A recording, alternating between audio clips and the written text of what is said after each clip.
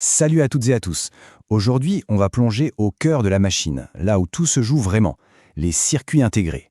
C'est un chapitre absolument essentiel du programme de Terminal NSI et notre objectif, c'est de maîtriser tous les concepts clés pour cartonner au bac. Allez, on commence. Pense à ton smartphone.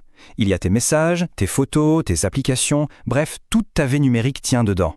Mais comment c'est possible? Comment un objet aussi petit qui tient dans la paume de la main peut-il être aussi puissant? Eh bien, la réponse se cache dans une minuscule puce de silicium. Et c'est justement ça qu'on va décortiquer ensemble. Tout commence avec cette phrase, une prédiction incroyable faite en 1965 par l'un des fondateurs d'Intel. C'est la fameuse loi de Moore. Elle a été le véritable moteur d'une révolution silencieuse.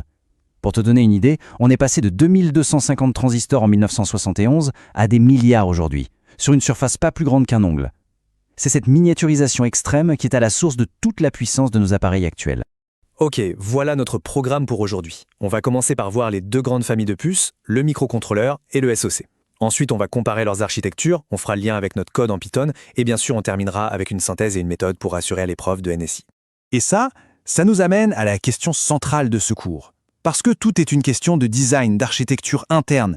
Pourquoi est-ce qu'une puce dans un robot, par exemple, est conçue pour une seule et unique tâche, alors qu'une autre, dans une console, est capable de faire tourner des jeux vidéo ultra complexes? C'est ce qu'on va comprendre en regardant ce qu'il y a à l'intérieur. Allez, c'est parti, on attaque le vif du sujet. On commence avec le premier type de cerveau électronique, le microcontrôleur. Il faut le voir comme un spécialiste, un expert ultra dédié à une seule mission. Alors là, attention, c'est la définition type bac à connaître par cœur. Un microcontrôleur, c'est un mini-ordinateur tout en un gravé sur une seule puce. Le point clé, c'est qu'il est optimisé pour une tâche bien précise, souvent avec des contraintes de temps hyper strictes. On en trouve absolument partout, dans les voitures, les machines à laver, les drones, les robots. Regarde bien ce schéma, il est crucial. Au centre, tu as le processeur, le CPU, et tu vois, il y a deux chemins bien distincts, deux bus comme on dit. Celui de gauche mène à la mémoire qui stocke le programme, c'est-à-dire la liste des instructions. Celui de droite mène à la mémoire qui stocke les données. Grâce à cette séparation physique, le CPU peut faire deux choses en même temps. Aller chercher la prochaine instruction et manipuler une donnée. C'est ça le secret de l'architecture Harvard, une efficacité maximale pour des tâches répétitives. Pour résumer, prenons l'exemple du régulateur de vitesse dans une voiture. Le microcontrôleur a une seule mission, mesurer la vitesse, la comparer à la consigne que tu as choisie et ajuster l'accélération. Il ne fait que ça, mais il doit le faire parfaitement et instantanément. D'où les contraintes temps réel. Et pour y arriver, il utilise cette fameuse architecture Harvard, il consomme très peu d'énergie et son coût est minuscule. Ok, maintenant qu'on a vu le spécialiste, passons à son grand frère, la superstar de nos appareils nomades, le système sur puce, qu'on appelle SoC pour System on Chip. C'est lui, le cerveau de ton smartphone. La définition est très claire. Ici, on ne parle plus d'un mini-ordinateur, mais bien d'un ordinateur complet intégré sur un seul circuit. Pense à un PC de bureau. Tu as une grande carte mère, un processeur, une carte graphique, des barrettes de RAM. Eh bien, le SoC, c'est tout ça, mais miniaturisé et fusionné sur une seule et unique puce. Une vraie prouesse d'ingénierie. Ce schéma illustre bien cette complexité. Au cœur, on retrouve toujours le boss, le CPU. Mais autour, c'est toute une équipe de spécialistes qui gravitent. Un GPU pour les graphismes, un module ML pour l'intelligence artificielle, un autre pour la cryptographie, et regarde bien les communications. Il y a un bus haute performance au centre pour les échanges ultra rapides entre les stars, CPU, GPU, mémoire, et sur la droite, un bus pour périphériques lents qui gère le reste, Wi-Fi, GPS, audio, sans embouteiller l'autoroute principale. C'est une organisation pensée pour une efficacité maximale. Du coup, tu l'as compris, un SoC c'est un vrai monstre de puissance, un couteau suisse ultra performant. Une puce comme l'Apple A13 Bionic par exemple, c'est des milliards de transistors, plusieurs cœurs de CPU, un processeur graphique, un moteur dédié à l'IA, c'est ce qui permet à un téléphone de tout faire. Et pour gérer toute cette complexité, il s'appuie sur une autre architecture, celle de von Neumann. On va voir ça tout de suite. Bon, on a parlé d'architecture Harvard, d'architecture von Neumann, c'est l'heure du grand match. Mettons-les face à face pour que tout soit super clair et que tu ne les confondes plus jamais. Ça, c'est la diapo à retenir pour le bac. C'est simple. Harvard, deux mémoires et deux routes séparées. Une pour les instructions, une pour les données.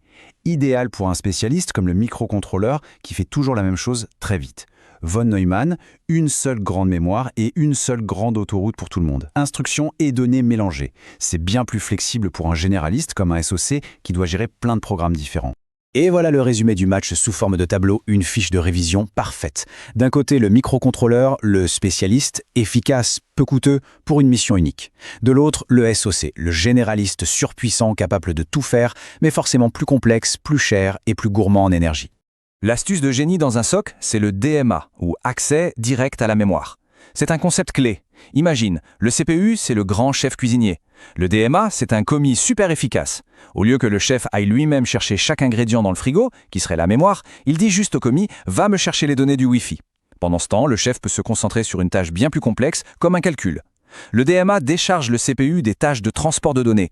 Et ça libère une puissance de calcul énorme. Ok, tout ce hardware, c'est super intéressant, mais nous, en NS6, ce qui nous parle le plus, c'est Python. Alors comment on fait le pont entre nos lignes de code et ces architectures matérielles si complexes? C'est un peu la grande question, non? Comment une simple ligne comme print hello peut-elle se transformer en une série de signaux électriques qui parcourent les bus, activent des millions de transistors et finissent par allumer les bons pixels sur ton écran? Prenons cet exemple très concret.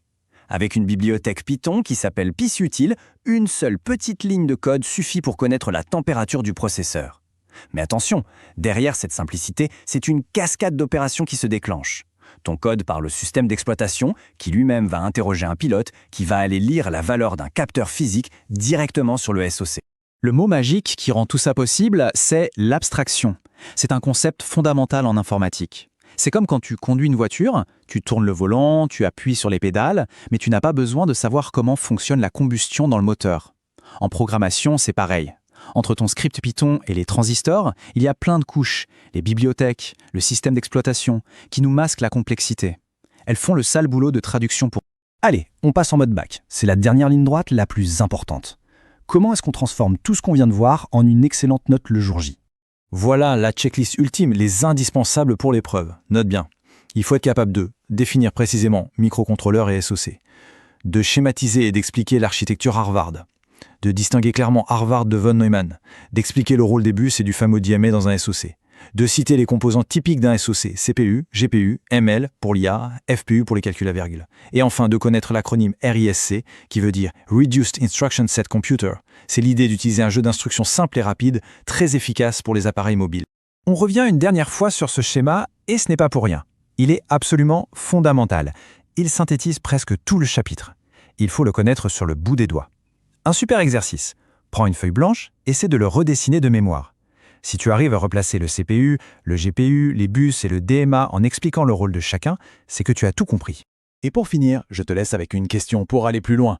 Maintenant que tu as les clés de l'architecture, imagine un peu.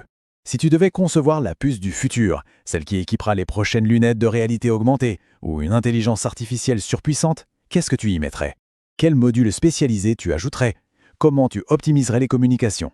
La prochaine révolution matérielle, c'est peut-être toi qui l'inventeras. Allez, merci de ton attention et bonne révision.